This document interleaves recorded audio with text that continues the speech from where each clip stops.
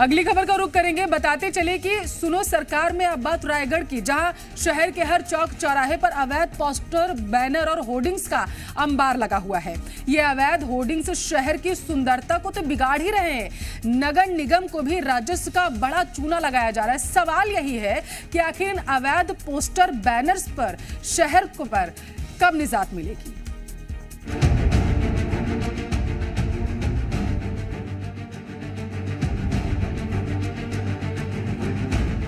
रायगढ़ शहर में जहां भी नजर दौड़ाइए, आपको हर चौक चौराहा, हर सड़क के दोनों किनारे कुछ इस तरह बैनर, पोस्टर्स और होर्डिंग से पटे नजर आएंगे। इन होर्डिंग्स को लगाने के लिए नगर निगम की अनुमति की जरूरत होती है, लेकिन रायगढ़ शहर में जितने बैनर, पोस्टर्स या होर्डिंग्स लगाने की इजाजत दी गई है, उससे करीब 3 गुना होर्डिंग्स आपको शहर की सड़कों के दोनों तरफ टंगे नजर आएंगे। यानी शहर में अवैध होर्डिंग्स का अंबार है। निगम में नेता प्रतिपक्ष इसे निगम प्रशासन की घोर लापरवाही बता रही हैं। अगर अभी हम रायगढ़ शहर को देखते हैं तो हर तरफ आप देखेंगे तो होर्डिंग से पटा हुआ है पूरा शहर। अगर हम देखते हैं एजेंसियों को, तो जो जितनी अनुमति मिली है उससे लगभग 3 गुना ज्यादा इन्होंने ये होल्डिंग टांग रखी है। से इनका अनियंत्रित होकर एजेंसियों का इतना टांगना, उसके बाद भी नगर निगम के द्वारा कोई भी कार्यवाही का नहीं होना, नगर निगम की उदासीनता को दर्शाता है। निगम ने कुछ दिन पहले एक सर्वे करवाया था, जिससे ये पता चला कि शहर में कई ऐसे लोग हैं जो बिना इजाजत के कहीं भी अपने बैनर, पोस्टर्स या होर्डिंग्स टांग रहे हैं। इससे न सिर्फ निगम को राजस्व का नुकसान हो रहा है, बल्कि शहर की सुंदरता को भी दाग लग रहा है। साथ ही इन अवैध होर्डिंग्स की वजह से शहर की बिजली सप्लाई भी बाधित हो रही है। शहर में अवैध बैनर, पोस्टर्स की समस्या से नगर निगम महापौर भी अनजान नहीं है। मेयर के मुताबिक शहर में सिर्फ 4 एजेंसियों के जरिए होर्डिंग्स लगाने की इजाजत दी जाती है। शहर में जल्द ही अवैध होर्डिंग्स को हटाकर संबंधित लोगों पर कार्रवाई की जाएगी। समय भी हम लोग सर्वे कराएंगे और जो अवैध रूप से लगाए होंगे उसको उचित कार्रवाई करते हुए उस पर पेनाल्टी की जाएगी। साथ में जो एजेंसी है उसी को ही लगाने के लिए जहां जहां उचित है वहीं लगाया जाएगा। अगर दूसरा जगह लगाते हैं कोई भी तो उस पर पेनाल्टी के साथ उस पर उचित कार्रवाई किया जाएगा। नगर निगम सीमा में बैनर, पोस्टर्स या होर्डिंग्स लगाने से निगम को सालाना करीब 40 लाख रुपए की आमदनी होती है, लेकिन अवैध होर्डिंग्स लगाकर उसी राजस्व में सेंध लगाई जा रही है।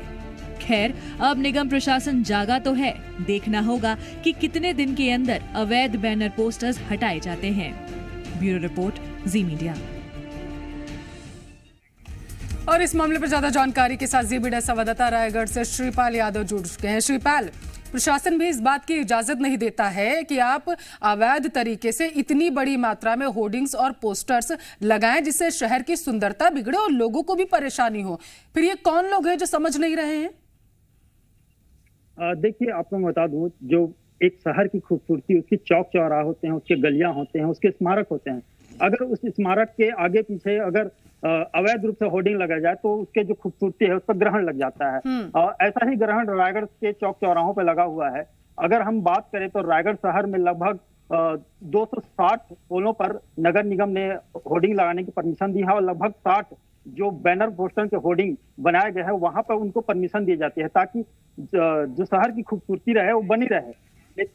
लेकिन अवैध रूप से जो लोग हैं वो शहर के चौक चौराहों में अनियंत्रित होकर बैनर और पोस्टर और होर्डिंग लगा रहे हैं और शहर की खूबसूरती पर ग्रहण लगा रहे हैं। अगर हम बात करें तो कुछ दिनों के बाद रायगढ़ निगम की स्वच्छता सर्वेक्षण की टीम आने वाली है। इस पे भी इसकी रैंकिंग पे खराब होगी।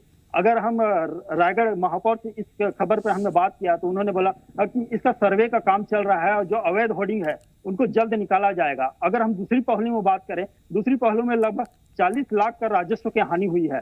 40 लाख जो सालाना उनके अवैध होर्डिंग के माध्यम से 40 लाख रुपया निगम सरकार को मिलती है। अगर हम इसी की बात को अगर बढ़ाएं तो लगभग ये जो आंकड़ा बढ़ते जाएगा, क्योंकि जो अवैध होर्डिंग है जिनसे राजस्व वसूली करना था, अगर उनका इजाजत मिलता तो लगभग ये आंकड़ा और बढ़ता सालाना। इसके कारण जो राजस्व की हानि हुई है इसकी भरपाई कौन करेगा?